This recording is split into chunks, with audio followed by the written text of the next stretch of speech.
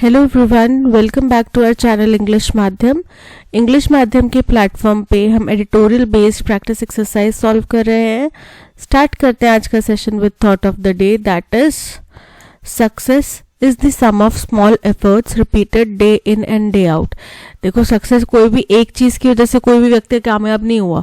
उसने बहुत सारी छोटी छोटी चीजें अपनी लाइफ में, कुछ अपने व्यक्तित्व चेंज लाया होगा, कुछ अपनी लाइफ में इम्प्लीमेंट किया होगा, कुछ छोटे छोटे परिवर्तन किए होंगे, कुछ छोटे छोटे एफर्ट्स लगाए होंगे। और ऐसा नहीं कि एक दिन लगाया, एक दिन 4 बजे उठ के नहीं वो सक्सेसफुल हो गया। उसको निरंतर हर दिन वही टाइम पे उठना है, वही टाइम पे उठ के कुछ पर्टिकुलर काम करने हैं जिससे उसके पास कुछ एक्स्ट्रा टाइम हो। ठीक है, तो उसके जरिए उन लोगों को सक्सेस हासिल होती है। हम तो सोचते हैं कि यार वो बंदा रातों रात सक्सेसफुल हो गया, पर रातों रात कोई भी सक्सेसफुल नहीं होता। ठीक है, उसके लिए एफर्ट्स लगते हैं और वो एफर्ट्स भी लगातार निरंतर लगते हैं। ठीक है, तो आपको भी इसी बात को ध्यान में रखना है और मेहनत करते रहना है। जिनको अभी निराशा मिली है इस बार के रिजल्ट में, डोंट वरी, डोंट पैनिक। अपनी जो भी कमियां रही हैं उसको सीखो और उनको अगले उसमें इम्प्लीमेंट करो। ठीक है, चलिए स्टार्ट करते हैं। Reading comprehension and practice exercise for SSC CGL 2024।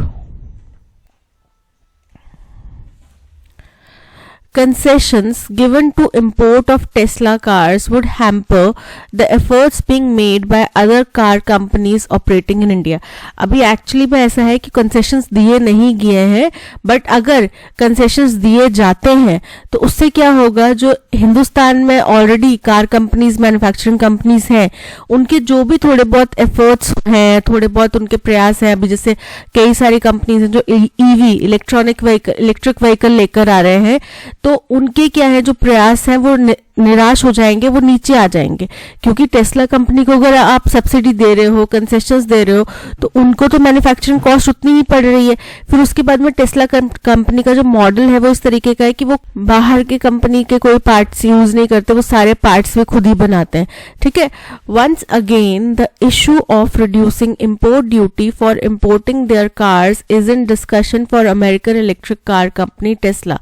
बोले एक बार फिर से इम्पोर्ट ड्यूटी कम करने का जो एक डिस्कशन है वो American electric car company Tesla जो है वो कर रही है, और इसका मसला जो है फिर से उठ खड़ा हुआ है।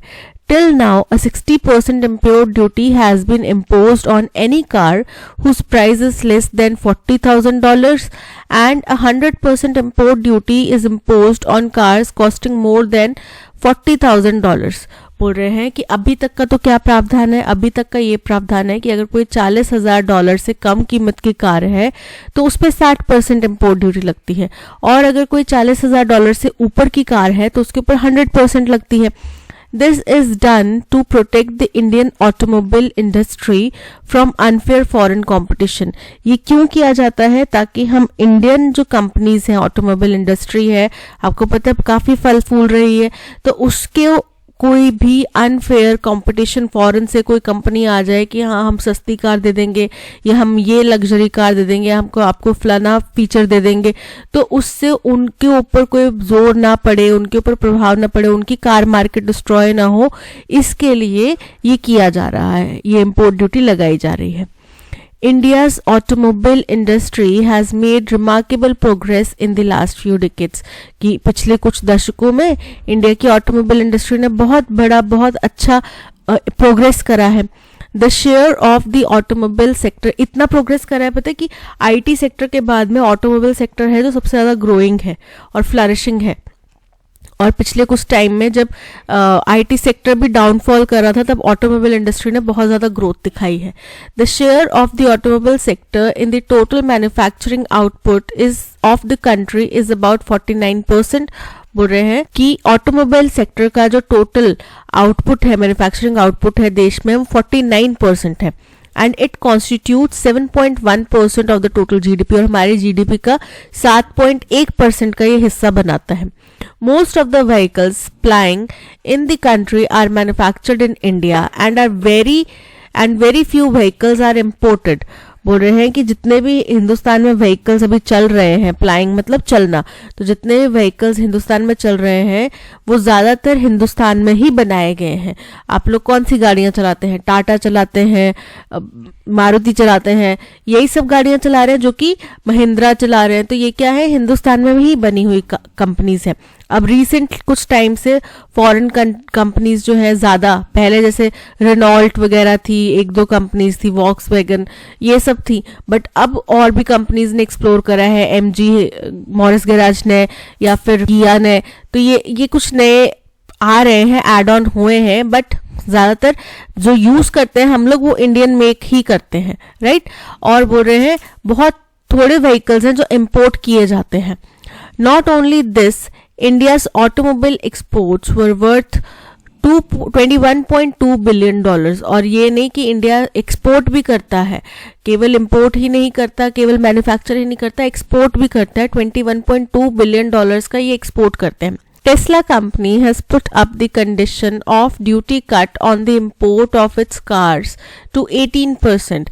बोल रहे हैं टेस्ला कंपनी ने बोला है, उसने एक शर्त रखी है कि भाई हमारी कंपनी के जो इंपोर्ट है कार्स का, उसके ऊपर 18% का कट कर दो, ठीक है, for setting up a plant of car manufacturing in the country. और फिर हम क्या करेंगे? आपके देश में ही एक मैन्युफैक्चरिंग प्लांट लगा लेंगे। The company says it is ready to invest $2 billion in the country।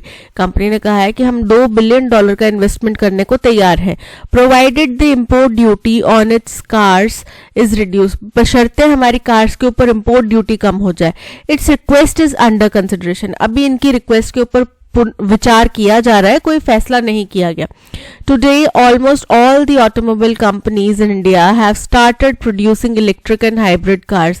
बोले आज के दौर में लगभग हर ऑटोमोबाइल कंपनी जो हिंदुस्तान में है उसने इलेक्ट्रिक कार या हाइब्रिड कार्स बनाना स्टार्ट कर दिया है। In such a situation customers already have options to buy electric cars. तो अगर ऐसी स्थिति है तो हमारे पास ऑलरेडी ऑप्शंस हैं कि हम फला कंपनी की, इंडियन मेक की हम इलेक्ट्रिक कार्स खरीद लें। और हम वैसे भी make in India, made in India ज़्यादा कैंपेन प्रमोट करते हैं।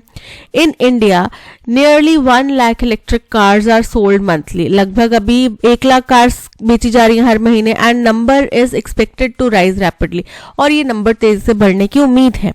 Keeping in mind the growing market of electric vehicles in the country, Tesla company has come up with a proposal to set up its plant in India। और Tesla company has come up with a proposal to set up its plant in India. तो इसी के साथ में Tesla company ने एक proposal दिया है कि भाई हम हिंदुस्तान में अपना प्लांट लगा लेंगे, about which there is no opposition per se, जिसका कोई विरोध भी नहीं हो रहा किसी भी तरफ से। To encourage the production of electric cars in the country. अब क्योंकि हमें इलेक्ट्रिक कार्स की प्रोडक्शन को एनकरेज करना है देश में, the import duty on components has already been reduce significantly. तो उसके जो पार्ट्स आते हैं ना, उसके ऊपर इम्पोर्ट ड्यूटी बहुत कम कर दी गई है। Today, spare parts of electric cars are being imported at only 10% to 15% import duty। कि आज की डेट में इलेक्ट्रिक कार्स के जो पार्ट्स हैं, स्पेयर पार्ट्स, वो 10 से 15% की इंपोर्ट ड्यूटी पे ही इंपोर्ट किए जा रहे हैं। These are much lower than the import duty on conventional automobile parts। जो हमारे नॉर्मल पेट्रोल डीजल गाड़ियां हैं, उनके जो कन्वेंशनल ऑटोमोबाइल हैं, उनके जो पार्ट्स हैं ना, उससे बहुत कम कीमत है। Due to low import duty on electric car components, established automobile companies and startups in the country have started adding value to a large extent in the country। बोल रहे हैं कि अब क्योंकि इनके पार्ट्स जो हैं वो सस्ते मिल रहे हैं, तो इसलिए जो एक तो बड़ी स्टैब्लिश्ड कंपनीज है ऑटोमोबाइल, वो भी, और कई छोटे छोटे स्टार्टअप्स ने भी काफ़ी अच्छा वैल्यू इस मार्केट में बना लिया है, काफ़ी अच्छा अपना पकड़ बना ली है। Given the incentives being added to electric cars by the government of India, अब जो इंसेंटिव्स दिए जा रहे हैं उनको देखते हुए, it seems that soon India will start meeting it's requirement of electric vehicles. कि हमारी जो ज़रूरत है कि हमें इतने इलेक्ट्रिकल व्हीकल्स चाहिए, पर पर्सन एक होना अगर चाहिए, तो इंडिया में इतने 1 करोड़ या इतने लाख व्हीकल्स होने चाहिए, तो वो रिक्वायरमेंट हम खुद ही पूरी कर लेंगे। Till now, the key to the development of the automobile industry in the country has been the protection given to this industry by the government. बोले अभी तक जो एक मुख्य कंपोनेंट है जिसकी वजह से ऑटोमोबाइल इंडस्ट्री जो है इतनी डेवलप हो पाई है हमारे देश में, वो ये है कि जो सरकार द्वारा इसको प्रोटेक्शन दिया जा रहा है, संरक्षण दिया जा रहा है, वो इसके ऊपर ज्यादा बड़ा फैक्टर है, वो ज्यादा इंपॉर्टेंट काम करता है. Concessions given to import Tesla cars would not be right. अगर हम टेस्ला कार को इम्पोर्ट करने के लिए कंसेशन देते हैं तो वो ज्यादा सही नहीं होगा, as it could hamper the efforts being made by the companies already operating in the country. क्योंकि इससे क्या होगा, जो कंपनीज ऑलरेडी हिंदुस्तान में काम कर रही हैं उनके प्रयासों को रुकावट या उनके प्रयासों में थोड़ी कमी आ जाएगी. But more importantly Tesla company manufactures luxury car. और सबसे बड़ी बात यह है कि टेस्ला कंपनी जो है वो लग्जरी कार्स इंपोर्ट बनाती है. इन 2019-20 only 40,637 luxury cars were sold in the country. अब अगर 2019-20 का आंकड़ा ले लें तो देश में केवल 40,637 कार जो है वो बेची गई थी, which was reduced to only 19,720 2021, जो कि उसके अगले साल में और कम होगी और कितनी बिकी, केवल 19,700 ड्यूरिंग द कोविड-19 पीरियड. और उस दौरान में क्या था, कोविड-19 था. The reason for this is that only a very small section of the country can buy luxury cars more expensive than 16 to 17 lakh rupees. बोल रहे हैं कि इसका मुख्य कारण ये है कि बहुत ही छोटा सा एक वर्ग है जो कि इतनी महंगी लग्जरी कार्स, जो कि 16-17 लाख से ऊपर की कीमत की लग्जरी, 16-17 लाख तक की जो लग्जरी कार्स हैं मोर एक्सपेंसिव, उससे ऊपर की कीमत वाली लग्जरी कार्स है वो खरीद सकता है. That is $20,000 and even smaller section, और उससे भी छोटा वर्ग है जो कारें खरीद सकता है worth $40,000, that is 32 to 33 lakh rupees, जो कि 32-33 हजार लाख रुपए की गाड़ी खरीद सकता है. In such a situation, if Tesla company is given an exemption in import duty, then rich people who can buy expensive cars will naturally buy imported Tesla cars. बोल रहे हैं कि अगर ऐसी स्थिति हो जाती है कि हिंदुस्तान में टेस्ला कंपनी को एग्जेम्पशन दिया जाए इम्पोर्ट ड्यूटी के ऊपर, तो जो अमीर लोग हैं वो जाहिर सी बात है टेस्ला कंपनी की कार्स ही खरीदेंगे. तो उससे क्या होगा, this will affect the manufacturing of luxury electric cars in the country, जिससे हिंदुस्तान में जो लग्जरी इलेक्ट्रिक कार्स बन सकती हैं उनके ऊपर जाहिर तौर पर प्रभाव पड़ेगा. क्योंकि अगर आप बात करो कि सपोज करो मॉरिस गैराज की कार है, तो अब टेस्ला का नाम ज्यादा है या मॉरिस गैराज का नाम ज्यादा है? एमजी हेक्टर का नाम ज्यादा है, टेस्ला का नाम ज्यादा है. टेस्ला के साथ में लगता भी है कि यार टेस्ला खरीदी उस बंदे ने, हम ऐसे बोलते हैं ना, चाहे मॉरिस गैराज की कार भी 17-18 या 28-30 लाख की होगी, बट नहीं, टेस्ला तो टेस्ला है, राइट. तो वो जो इफेक्ट आ जाता है ना, तो उसकी वजह से लोग जाहिर सी बात है फिर लग्जरी कार वही खरीदना चाहेंगे. तो फिर अगर मॉरिस गैराज नहीं स्टैंड हो रहा तो फिर टाटा वगैरह की कारें कहाँ स्टैंड कर पाएंगी, right. Not only this, many other companies, including Volkswagen, who are also in the queue, will also demand lower import duty. और बोल रहे हैं कि केवल यही नहीं है, एक और स्थिति ये है कि अगर हम इसको टेस्ला को देते हैं छूट, तो और भी कंपनीज हैं, वॉक्सवैगन जैसी कंपनीज हैं जो लाइन में खड़ी हैं, जो भी मांगेंगी वो भी बोलेंगे कि भैया आपने उनको दिए तो हमें भी इंपोर्ट ड्यूटी में छूट दे दो, हमने आपका क्या बिगाड़ा है, हमारे से क्या दुश्मनी है आपकी.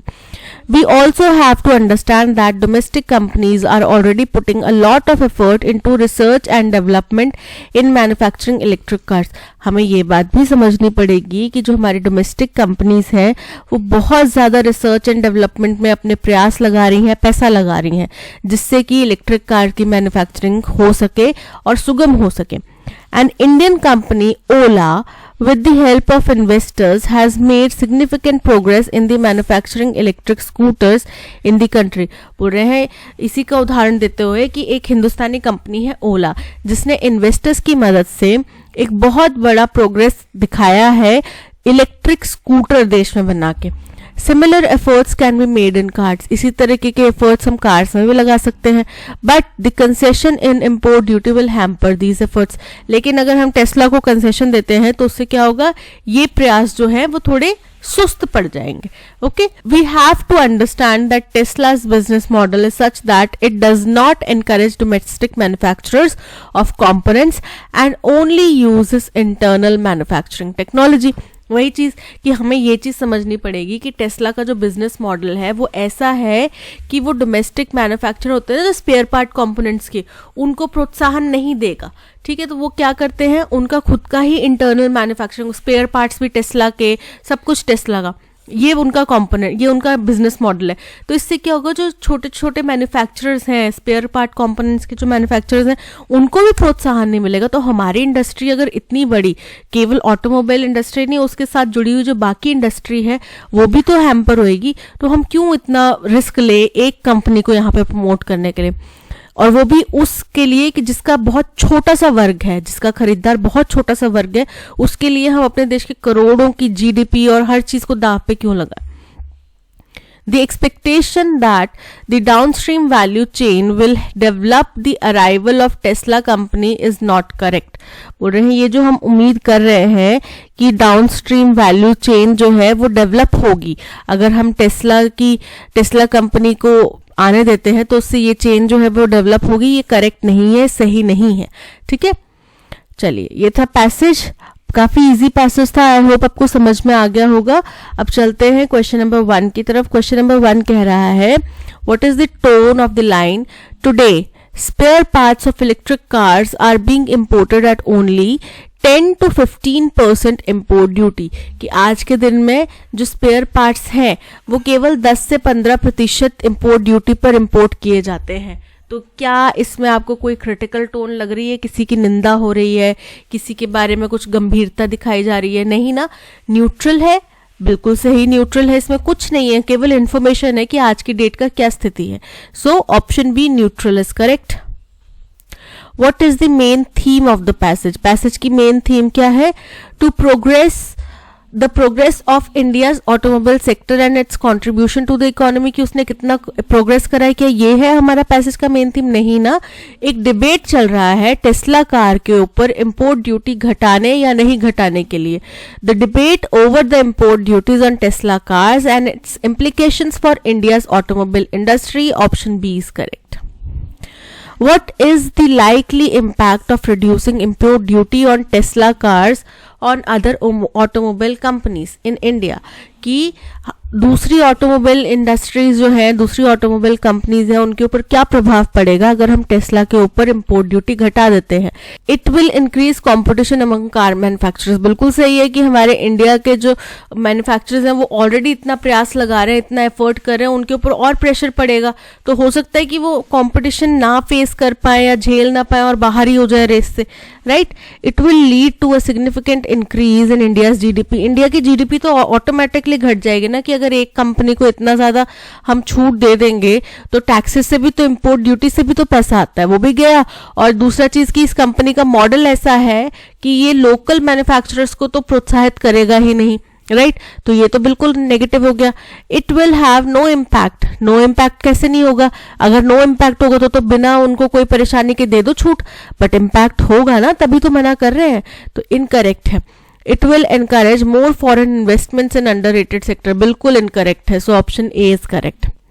Based on the passage, what can be inferred about the current state of electric car market in India? कि पैसेज के अनुसार इस वक्त की क्या स्थिति है हिंदुस्तान में कार मार्केट की? तो बढ़ रहा है, ग्रो कर रहा है. It is dominated by imported cars. Incorrect है ये. It is growing rapidly with a significant domestic manufacturing presence. Option B is correct कि तेजी से बढ़ रहा है और ज्यादा प्रभाव इसमें हमारे डोमेस्टिक मैन्युफैक्चरिंग कंपनीज का है. Considering the information in the passage, what could be a potential consequence of granting Tesla an exemption in import duty? कि अगर हम टेस्ला कंपनी को import duty में छूट देते हैं तो उसका दुष्परिणाम क्या हो सकता है? It will significantly increase the sales of luxury cars in India. ये तो incorrect है, लग्जरी कार की सेल तो नहीं बढ़ने वाली, बट क्या होगा?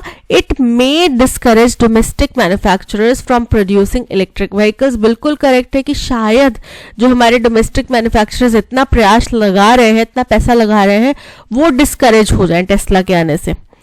Based on the passage which of the following statement is incorrect, incorrect यानी कि जो सही नहीं है हमें वो निकालनी है, ठीक है, regarding the impact of Tesla's entry into Indian electric vehicle market. The entry of Tesla into Indian market is expected to significantly boost the local manufacturing. बिल्कुल इनकरेक्ट है, बूस्ट तो करेगा ही नहीं. बूस्ट करने की बात होती तो हम तो उसको दिल खोल के खुली बाहों से स्वागत करते कि आ जाओ भाई, आ जाओ हमारे देश में आ जाओ, अपना प्लांट जल्दी से जल्दी सेटअप करो. हम तो शायद आगे से इंसेंटिव देते कि छोड़ो टैक्स, तुम हमसे पैसा लो पर लगाओ यहाँ पे प्लांट, बट वो नहीं करेगा लोकल मैन्युफैक्चरर्स को बूस्ट, ठीक है. So option A is correct because the statement is incorrect. Parajumble का क्वेश्चन है, Inc is undoubtedly an example of how captains of industry can adroitly hide their lust for profits by preaching virtue. कुछ statement आया होगा, ठीक है, incomplete statement है, किसी company का नाम होगा, तो वो बोल रहे हैं कि ये साफ तौर से बिना कोई छल कपट के, बिना कोई डाउट के एक उदाहरण है कि किस तरीके से जो कैप्टन्स हैं यानी कि जो बड़े बड़े ओहदेदार हैं, पदाधिकारी हैं किसी भी इंडस्ट्री में, वो एड्रॉइटली मतलब होता है बड़े ही चालाकी से अपनी जो लस्ट है उसको छुपाते हुए, कि हमें प्रॉफिट चाहिए उसके प्रति जो लस्ट है उसको छुपाते हुए छुपा देते हैं बड़ी बड़ी बातें बोल के. ऐसा लगता है कि हमें बड़ा ज्ञान का सागर वो पेश कर रहे हैं, बट वो क्या है, वो अपना लस्ट छुपा रहे हैं. The startling comment by Infosys cofounder N R. Narayana Murthy that youngsters in India must say this is my country. बोल रहे हैं कि ये जो एकदम बड़ा ही शॉकिंग, सरप्राइजिंग, स्टार्टलिंग मतलब बड़ा शॉकिंग जो एक कमेंट आया है, स्टेटमेंट आया है, किसके द्वारा, इन्फोसिस के को फाउंडर हैं एन.आर. नारायण मूर्ति, उनके द्वारा, कि देश के यंगस्टर्स को ये कहना चाहिए कि ये मेरा देश है, this is my country, I want to work 70 hours a week, कि मैं 70 घंटे एक हफ्ते में काम करना चाहता हूँ, in order to make the country competitive, ताकि हमारा देश और आगे बढ़े और ज्यादा प्रगतिशील बने. And the support he received from several members of India, और इसके प्रति जो कई सारे इंडिया के सदस्य थे उनसे उनको सपोर्ट मिला. तो ये जो पूरा स्टेटमेंट है अनडाउटेडली दिखाता है इंडिया इंक. इंडिया इंक क्या है, पूरा एक ग्रुप है, उसके बारे में बात करी जा रही है, ठीक है. तो ये अनडाउटेडली दिखाता है कि किस तरीके के कंपनीज के जो बड़े बड़े पदाधिकारी हैं वो अपनी लस्ट को छुपाते हैं ऐसी बड़ी बड़ी बातें करके. More importantly, it is an argument that fails the litmus test on 3 counts. बोल रहे हैं कि ज्यादा इंपॉर्टेंट बात यह है कि ये एक ऐसी स्टेटमेंट है, ऐसा तर्क है जो लिटमस टेस्ट, लिटमस क्या होता है, बेसिकली प्रैक्टिकलिटी, असल में प्रैक्टिकल नहीं है ये कर पाना, और वो 3 मुद्दों से प्रैक्टिकल नहीं है. अब 3 काउंट्स क्या थे वो आगे कुछ बताया होगा पैसेज में, ठीक है, हमें बस इतना समझना है. तो सबसे पहला चीज है, सबसे पहला क्या आएगा, स्टेटमेंट आएगा, द स्टार्टलिंग स्टेटमेंट, ये हो गया फर्स्ट पॉइंट. और ये पूरा स्टेटमेंट कैसे, this is my country, I want to work 70 hours a week, ये पूरा स्टेटमेंट हो गया. बी को कंप्लीट कर रहा है सी, तो देखो बी से स्टार्ट हो रहा है ऑप्शन ए स्टार्ट हो रहा है बी से, और ऑप्शन सी स्टार्ट हो रहा है बी से, तो बी और डी हटा दो. और इसमें देखो बी के बाद में डी है, यहाँ पे बी के बाद में सी है, तो ये भी एलिमिनेट हो गया, यानी कि हमारा option C B C A D is correct. ये शॉर्ट ट्रिक्स है बेटा, अगर आपको स्टेटमेंट कोई भी मैच हो गया तो आप पैसेज आपका पूरा सॉल्व हो जाता है. आपको फर्स्ट स्टेटमेंट पता चल गया, लास्ट स्टेटमेंट पता चल गया, या आपने कोई भी 2 स्टेटमेंट्स के बीच में लिंक बना लिया, तो आप आराम से पैसेज सॉल्व कर सकते हो, ठीक है. ये शॉर्ट ट्रिक्स होती हैं. For decades it projected a mirage of ruthless sophistication. बोल रहे हैं दशकों तक इन्होंने दिखावा किया, प्रोजेक्ट करा, क्या, मिराज. मिराज क्या होता है, एक इल्यूजन क्रिएट करा, किस चीज का, कि भाई हमारा कोई कंपैशन नहीं है, हम बिल्कुल क्रूअल सोफिस्टिकेशन, छल कपट का उनने एक जाल बुना. As it repeatedly and confidently cut its Palestinian enemies down to size, क्योंकि ये बार बार क्या कर रहे हैं, अपने जो पैलेस्तीनियन दुश्मन हैं उनको बार बार और बड़े ही कॉन्फिडेंस के साथ में उनको मार रहे हैं, काट रहे हैं, उनको कम कर रहे हैं, ठीक है. पूरा इजराइल था, फिर उसके बाद में छोटा होता होता अब गाजा पट्टी और वेस्ट बैंक तक सीमित रह गए Palestinians. But the unspeakable horrors of October 7, 2023 have prompted a visceral retaliation in Gaza.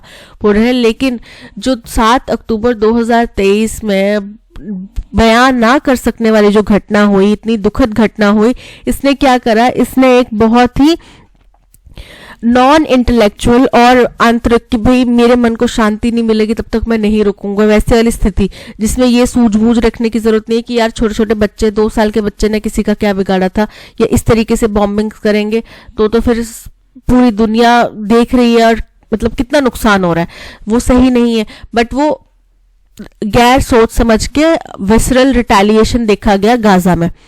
That brings still unknown risks of escalation on other fronts, जो कि अभी भी कई दूसरे मसलों पे और ज्यादा एस्केलेट और ज्यादा बढ़ सकता है. अभी भी इसके अंदर कुछ कई सारे अननोन फैक्टर्स हैं जो कई दूसरे पहलुओं पे बढ़ सकते हैं.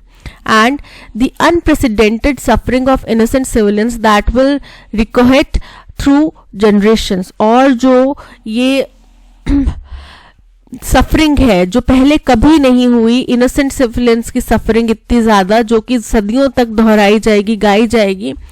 Israel's prevailing security policy has collapsed, कि इजराइल का जो आयरन डोम सिस्टम था, सिक्योरिटी पॉलिसी थी, वो कोलैप्स हो चुकी है. The catastrophe should prompt a fundamental rethink of Israel strategic concept and carries dire warnings for India too. तो ये जो नरसंहार हुआ, इतनी त्रासदी हुई, ये क्या करता है, इसको जो इजराइल का फंडामेंटल स्ट्रैटेजी का कंसेप्ट है उसको दोबारा पुनर्विचार करने की जरूरत है, और एक तरीके से हिंदुस्तान के लिए भी एक चेतावनी है. ठीक है, ये उनका कहना है. देखो, फर्स्ट स्टेटमेंट होएगा कि इजराइल का सिक्योरिटी सिस्टम फेल हो गया. ठीक है, अब कैसे फेल हुआ कि सदियों तक इन्होंने बोला है कि हम बड़े ही सोफिस्टिकेटेड हैं, हम पहले नहीं करते, हम अपना आपको बचा रहे हैं, और ये बोल बोल के उन्होंने पैलेस्टीनियंस को बार बार नुकसान पहुंचाया है. ये हो गया सेकेंड पॉइंट. लेकिन क्या हुआ, बट जो अनस्पीकेबल हॉरर्स थे 7 अक्टूबर के, उन्होंने तो इनको एक अनियंत्रित रिटेलिएशन देखने को मिला हमें गाजा पट्टी पे. ये हो गया थर्ड पॉइंट. और फिर फाइनल पॉइंट हो गया डी, जहां पे बोल रहा है कि इस तरीके के कैटास्ट्रोफी, इस तरीके के नरसंहार, इस तरीके की त्रासदी ने हमें मजबूर कर दिया कि इजराइल भी अपने स्ट्रैटेजिक कंसेप्ट के बारे में बेसिक्स से दोबारा सोचने की कोशिश करे, और हिंदुस्तान के लिए भी एक चेतावनी है. तो अरेंजमेंट हमारा बन रहा है सी से. अब देखो, ये बी से है, ये बी से है, ये ए से है. So option B, C A B D, option B is correct. Isabel saw a strange rabbit running through the bushes. Isabel ने एक बड़ा ही विचित्र सा रैबिट देखा जो कि झाड़ियों में से भाग रहा था, झाड़ियों की तरफ. Following it she found a door which she opened with the help of the keys. उसका पीछा करते करते वो एक दरवाजे तक पहुंची जिसको उसने चाबियों की मदद से खोला. After that she felt a strange sensation in her body. और उसको अपनी बॉडी, उसके बाद में उसको अपनी बॉडी में एक बड़ी ही विचित्र सी सेंसेशन लगी, बड़ी विचित्र सी फीलिंग महसूस हुई. She thought as if she was in a dream. उसको ऐसा लगा कि जैसे वो एक सपना देख रही है. तो पूरा जिस तरीके से लिखा गया है, इजाबेल सॉ स्ट्रेंज रैबिट, फिर वो उसके पीछे गई, फिर वहां पे उसको दरवाजा दिखा, उसने खोला, फिर वो दरवाजा खोलने के बाद उसको ऐसा लगा, अपनी बॉडी में कुछ अजीब सी सेंसेशन हुई, और ऐसा लगा कि जैसे वो सो रही है. तो A B C D, option D is correct. After the rain stop, जैसे ही बारिश रुक गई उसके बाद में the air smelled fresh and clean. मिट्टी की सौंधी सौंधी खुशबू आती है ना, तो बोल रहे कि जो हवा है वो बहुत साफ और प्रदूषण फ्री लग रही थी और फ्रेश लग रही थी. And the sun dash stared out from behind the clouds. अब स्टेयर्ड का हमें एंटोनिम बताना है. स्टेयर मतलब घूरना, जा, ठीक है. तो पीक्ड मतलब झांकना, ऑब्जर्व्ड मतलब देखना, किसी को बारीकी से जांच करना. स्पाइड मतलब छुपना, छुप के निगरानी करना. सर्वेड मतलब कुछ पूरा जांच कर पड़ताल करना. तो यहाँ पे क्या हो जाएगा, antonym peeked. Option A is correct. Developers dash the old buildings on the site to make way for new construction. Developers क्या करते हैं, ओल्ड बिल्डिंग्स को गिराते होंगे ताकि साइट पे नई बिल्डिंग्स को कंस्ट्रक्ट करने के लिए जगह बन जाए, तो उसको क्या करेंगे, गिराएंगे। ठीक है, रेज, रेज मतलब गिराना, किसी चीज को ध्वस्त करना। रेज, ये सूरज की जो किरणें होती है ना, रेज, बीम्स, वो बोलता है। रेज मतलब किसी चीज को ऊपर उठाना। रेज अ टोस्ट, यानी कि उनकी शान में टोस्ट करते हैं ना, टोस्ट के लिए हाथ क्या करते हैं, ऊपर उठाते हैं, ग्लास को ऊपर उठाते हैं, ये वो वाला रेज हो गया। फिर उसके मार्क्स बहुत ज्यादा राइज कर रहे हैं, ये वो वाला रेज है। ठीक है, और ये रेस, ये इनकरेक्ट है, ऐसा कोई वर्ड नहीं होता, तो option A raze is correct. सारे समझ में आ गए, होमोफोन्स है। The new movie was highly anticipated by fans of the franchise, की वो जो नई मूवी थी उसके लिए बहुत जिद्दोजहद से लोग इंतजार कर रहे थे, बड़ा उसके लिए वेट कर रहे थे, बड़े डेस्परेट थे। एज द लाइट्स डिम, जैसे ही रोशनी कम हुई, the audience grew quiet in anticipation, तो ऑडियंस चुपचाप हो गई, एकदम शांत हो गई, वेट कर रही थी मूवी आने का। The movie began with an exciting action sequence, और मूवी की शुरुआत एक बहुत ही उत्तेजित कर देने वाले एक्शन सीक्वेंस से हुई, मारधार से हुई। That had the audience on the edge of their seat, जिसकी वजह से ऑडियंस ना एकदम बिल्कुल एज ऑफ द सीट पे होना, मतलब बड़ी ही एक्साइटेड थी और एकदम बोलते ना गंभीर स्थिति में कि हाय अब क्या होगा, हाय अब क्या होगा। जो लास्ट बॉल पे हमें 6 रन चाहिए और वो हवा में उड़ती जाए बॉल, तो ऐसा लगता है कि नीचे फील्डर्स भी भाग रहे हैं, हाय कहीं आउट ना हो जाए, पहुंच जाए, बाउंड्री के पास पहुंच जाए, वो वाली स्थिति थी। The movie theatre was packed with people eager to see it, और पूरी मूवी थिएटर जो है वो भरा हुआ था लोगों से, वो जो कि ये मूवी देखने के लिए वेट कर रहे थे। तो पहला स्टेटमेंट होगा कि ये जो नई मूवी है उसका लोग बेसब्री से इंतजार कर रहे थे। ठीक है, दूसरा होगा कि मूवी थिएटर जो है वो भरे थे खचाखच और लोग वेट कर रहे थे मूवी का ईगरली, ये हो गया सेकेंड। जैसे ही वहां पे लोग पहुंचे, लाइट्स डिम हुई, ऑडियंस एकदम शांत हो गई, मूवी का वेट करने लगी। और स्टार्ट कैसे हुई मूवी, एक एक्शन सीक्वेंस से। So A D B C, A D B C, option C is correct. Correctly spelled word हमें बताना है सस्पिशन। सस्पिशन मतलब कि किसी के ऊपर क्या करना, संदेह करना, शक करना।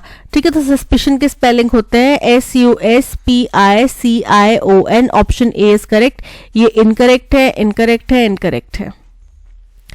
श्रुति is a strange person because of her attitude. अब स्ट्रेंज पर्सन के लिए सबसे अप्रोप्रिएट इडियम हमें बताना है, तो अगर हमें बोले ना कि ये कोई स्ट्रेंज पर्सन है, तो उसको हम बोलते हैं क्वेयर फिश। ठीक है, क्या बोलते हैं, क्वेयर फिश। तो a one man, a scarlet woman, a queer fish, option C is correct. The importance to be treated of treating other people now he knows as he would like. The importance की क्या कितनी जरूरत है to be treated, जिस तरीके से आप treat करना चाहते हैं खुद को कि आपको लोग ट्रीट करें, ऑफ ट्रीटिंग अदर, जैसे कि आप लोगों को ट्रीट करते हैं। नाउ ही नोज, अब उसे पता है। एज ही वुड लाइक, जैसा वो चाहता है, चाहेगा। तो नाउ ही नोज क्या जानता है, द इम्पोर्टेंस, किस चीज की importance, of treating the other people, कि लोगों को कैसे ट्रीट करना चाहिए। एज ही वुड लाइक, क्योंकि वो खुद भी चाहेगा कि उसको ट्रीट किया जाए उस तरीके से, राइट। सो आपको दूसरों को कैसे ट्रीट करना उसका तभी पता चलता है ना, कि अगर आप भी चाहेंगे भाई मुझे भी ये बंदा ऐसे ट्रीट करे, वैसे ही आपको दूसरों को ट्रीट करना चाहिए, right. So DACEB, option A is correct. A form of government in which power is held by the nobility. Nobility वैसे तो देखो आम जनमानुष को बोला जाता है, समझदार इंसान को, समझदारी को बोला जाता है nobility, बट जब हम एक फॉर्म ऑफ गवर्नमेंट की बात करते हैं तो nobility मतलब राजा से जो नीचे वाले पदाधिकारी होते हैं ना, मंत्री हो गए, सैनिक, सिपह सलार हो गए, जो उनका मंत्रियों का सदन होता है वो, तो ऐसी गवर्नमेंट जो कि राजा से नीचे तबके वाले जो है उनके द्वारा किए जाती है, संभाली जाती है, उसको बोला जाता है, क्या बोला जाता है, एरिस्टोक्रेसी। क्या बोला जाता है, एरिस्टोक्रेसी। डेमोक्रेसी लोगों द्वारा, republic again nobility, nobility form की गवर्नमेंट नहीं होती, aristocracy, option B is correct. The World Health Organization has finally issued guidelines to prevent the spread of COVID-19 epidemic. कि वर्ल्ड हेल्थ ऑर्गेनाइजेशन ने finally guidelines यानी कि कुछ set of rules जारी कर दिया है जिससे कि कोविड-19 एपिडेमिक को रोका जा सके। अब एपिडेमिक का हमें मतलब बताना है। तो एपिडेमिक क्या होता है कि एक ऐसी बीमारी जो बहुत सारे लोगों में फैल रही हो, right? A large number of people or animals suffering from the same disease at the same time. Option A is correct. The professor assigns the homework every week. तो अब इसको हमें पैसिव वॉइस में कन्वर्ट करें तो assign क्या है, हमारा verb है, the professor क्या है, हमारा subject है, और क्या करता है assign, homework, ये क्या है, object है। तो object आ जाएगा पहले, ठीक है? तो द होमवर्क, अब असाइंस वो करते हैं, रेगुलर बेसिस पे करते हैं, so the homework is assigned, और किसके द्वारा किया जाएगा, by the professor every week. The homework is assigning, homework assign नहीं कर रहा प्रोफेसर को, प्रोफेसर द्वारा किया जा रहा है, तो ये इनकरेक्ट है। The homework will be assigned, the homework assigns, the homework is assigned by the professor every week. Option D is correct. The special task force will conduct a thorough probe in the land scam case which has Mr. Lakhan Lal as the prime accused. Accused की spelling incorrect है, क्या होता है, ACCUSED, ठीक है, accused। तो ये spelling incorrect है, scam correct है, prime correct है, thorough correct है, accused incorrect है। Option D is correct. The newly selected secretary of the party has dash impeccable image among the people। अच्छा देखो, क्वेश्चन ये एक है कि हमें impeccable का एंटोनिम बताना है, बट यहाँ पे बाय मिस्टेक दो क्वेश्चन बन रहे हैं। आप ये सिलेक्ट करके बता दो कि यहाँ पे ए आएगा या एन आएगा। तो AEIOU वॉवल साउंड, impeccable आ रहे वॉवल साउंड, तो क्या आएगा, एन। सो ए के साथ ए नहीं आएगा, क्या आएगा, has an impeccable image among the people. जो बोल रहे हैं कि नया सेक्रेटरी जो अपॉइंट हुए हैं उनकी छवि बिल्कुल साफ है, बिना कोई दोष के उनकी छवि है, एकदम क्लियर छवि है जनता के सामने। सो इम्पेकेबल मतलब एकदम साफ छवि, क्लियर छवि, जैसे कि हमारे मनमोहन सिंह जी की थी, एकदम साफ छवि, कोई छल कपट नहीं है, सीधे साधे इंसान, कोई चालाकी नहीं करेंगे, धोखाधड़ी नहीं करेंगे, राइट? सो अब इम्पेकेबल का हमें एंटोनिम बताना है। सबसे पहले देखो, रिफर्बिश्ड। रिफर्बिश्ड क्या होता है, कोई भी चीज जो कि हम बोलते नहीं, फोन रिफर्बिश्ड है यानी कि उसके पार्ट्स निकाल के उसको नया किया गया है। पुराना फोन है, खराब हो चुका होगा शायद, उसमें कुछ एडिशनल पार्ट्स डाल के उसको रिफर्बिश किया गया है। ब्लेमिश, ब्लेमिश मतलब जिसमें दोष हो, ब्लेमिश आपकी स्किन पे ब्लेमिशेस आ जाते हैं, स्कार्स हो जाते हैं, वो क्या है, आपकी स्किन पे कुछ पिंपल्स वगैरह आ गए, वो दोष है आपकी स्किन के अंदर, राइट? क्योंकि पेट में कुछ गड़बड़ है तो उस वजह से वो आ गए स्किन के ऊपर। सो ब्लेमिश मतलब दोषपूर्ण। इररेजिस्टिबल, इररेजिस्टिबल जिससे आप अपने आप को रोक नहीं पाते, आप उसकी तरफ अपने आप खींचे चल जाते हैं, आप रोक नहीं पाते। आर्बिट्ररी, आर्बिट्ररी मतलब मनमाने तरीके से, तो यहाँ पे option B blemished is correct. Upgrading the higher education sector, especially in terms of patents filed and cutting-edge research output, is dash in improving India's global ranking। बोल रहे हैं कि अगर हम अपने एजुकेशनल सिस्टम को अपग्रेड करें, और खास तौर पे कितने पेटेंट्स फाइल किए जा रहे हैं, किस तरीके के, किस क्वालिटी के पेटेंट्स फाइल किए जा रहे हैं, किस क्वालिटी की रिसर्च की जा रही है, टॉप नॉच क्वालिटी की रिसर्च करी जाए, इज इम्पॉर्टेंट, ये बहुत महत्वपूर्ण है इन इम्प्रूविंग इंडिया की ग्लोबल रैंकिंग को इंप्रूव करने के लिए। Our sustainable dash development depends on human resource. अगर हम अपनी सस्टेनेबल, अब किस तरीके की सस्टेनेबल डेवलपमेंट की बात कर रहे हैं, सामाजिक की बात कर रहे होंगे बेसिकली, या एजुकेशनल की बात कर रहे होंगे, डेवलपमेंट है वो ह्यूमन रिसोर्स के ऊपर डिपेंड करती है। A quality higher education base is essential to reap the full benefits of our demographic dividend.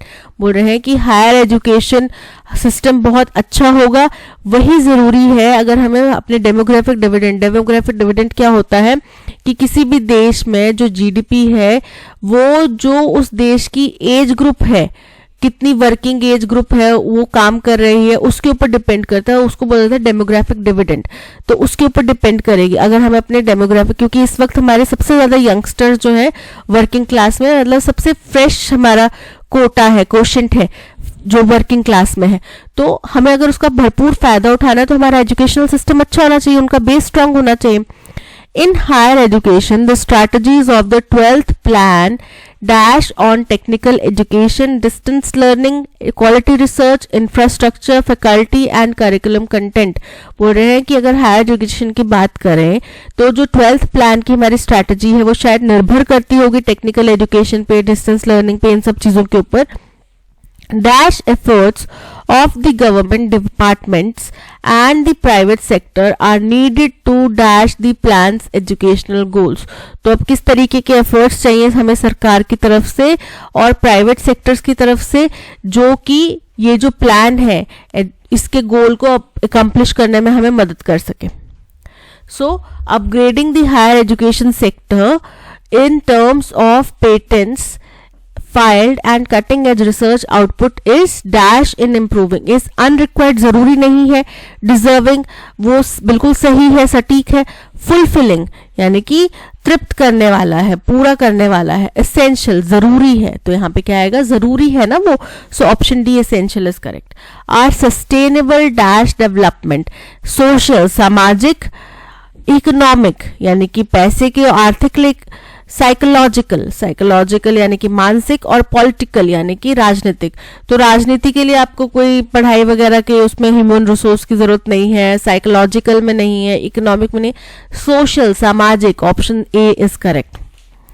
In higher education the strategies of the 12th plan dash understand मतलब समझना, attend मतलब किसी के द्वारा भाग लिया जाना, डाइवर्ट मतलब डेविएट करना, भटकना, और फोकस मतलब केंद्रित करना। तो वो प्लान जो है वो फोकस किसके ऊपर फोकस्ड है, टेक्निकल एजुकेशन, डिस्टेंस लर्निंग, इन सब चीजों के ऊपर, सो option D is correct. Dash efforts, अब कौन से efforts, of government departments and private sectors, sustained मतलब कि निरंतर या स्थायी रूप से चलने वाले, कॉम्प्रोमाइज्ड यानी कि समझौते करने वाले, कोऑर्डिनेटेड मतलब मिले जुले, तो यहाँ पे हमें दोनों सेक्टर्स के मिले जुले एफर्ट्स चाहिए ना, so option C is correct. Gathered मतलब एकत्रित किए गए, so option C coordinated is correct. Are needed to dash the plans educational goals, तो क्या करेंगे, टू रिमेन मतलब वहीं पे रखना, बनाए रखना। रियलाइज मतलब हकीकत में किसी चीज को करना, पूरा करना। कंक्लूड मतलब फाइनल करना। कंडक्ट मतलब कुछ चीज को आयोजित करना, तो यहाँ पे उनको हकीकत में बनाना, इसके जो गोल्स हैं उनको हकीकत में अचीव करने के लिए हमें कोऑर्डिनेटेड एफर्ट्स चाहिए गवर्नमेंट और प्राइवेट सेक्टर के, so option B is correct. That's all, आज के सेशन में इतना ही। Thank you so much for watching. अगर कंटेंट पसंद आया हो तो लाइक, शेयर और सब्सक्राइब जरूर कीजिएगा। काफी बच्चों ने सवाल किया है कि पीडीएफ कहाँ से करें, तो पीडीएफ बेटा आपको टेलीग्राम चैनल पे मिलेगी, जिसका लिंक आपको डिस्क्रिप्शन में दे दिया गया है, ठीक है। आप लिंक पे क्लिक करो, आपको पीडीएफ मिल जाएगी। और एक बच्चे ने पूछा था कि केवल पैसेज पढ़ना काफी है, पैसेज पढ़ के हो जाएगा, नहीं, क्वेश्चंस भी सॉल्व करो। बेस्ट तरीका है, पहले आप जाके पीडीएफ डाउनलोड करो, पैसेज पढ़ो, क्वेश्चन खुद अटेम्प्ट करो, जो गलती हुई है उसको यहाँ पे आके समझो, ठीक है, ये है बेस्ट तरीका। तो मिलते हैं नेक्स्ट सेशन में। Till then keep learning and keep practising. Bye bye.